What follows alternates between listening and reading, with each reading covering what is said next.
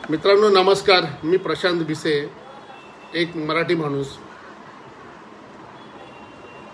हिंदी सक्ती विरुद्ध जो लढा आपण काल जिंकला तो निव्वळ मराठी माणसांच्या एकजुटीमुळे.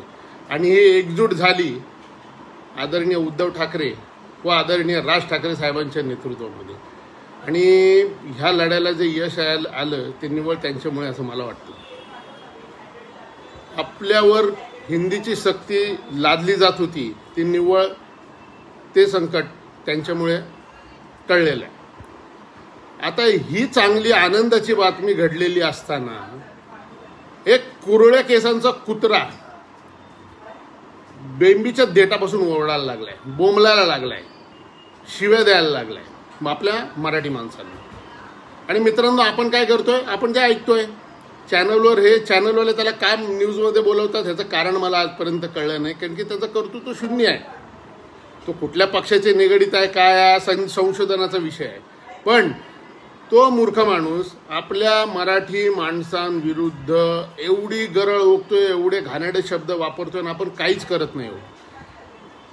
आज एक महाराष्ट्रीयन आणि मराठी माणूस म्हणून मला आज एक गोष्ट जाहीर करायची. मित्रांनो, जो कोणी त्या गुणरत्न सदावर्तेच्या कानाखाली वाजवेल त्याला मी 1 लाखाचं बक्षीस जाहीर करतो.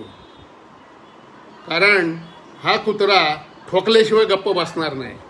ह्याचे कर्तकर्ते कोण आहेत ह्यांनी लक्षात घ्यावं की ह्याच्यामुळे त्यांच्या देखील प्रतिमा मलिन होत आहेत. मित्रांनो, ही माझी एक बक्षीस जे मी जाहीर केलं आहे हे खऱ्या अर्थाने मी देणार आहे. माझं नाव प्रशांत भिसे आहे. मी सध्या तरी एक मराठी माणूस म्हणून बोलतोय. 1 लाख रुपये सदावर्तेचे कानपाड फोडणाऱ्याला. जय महाराष्ट्र.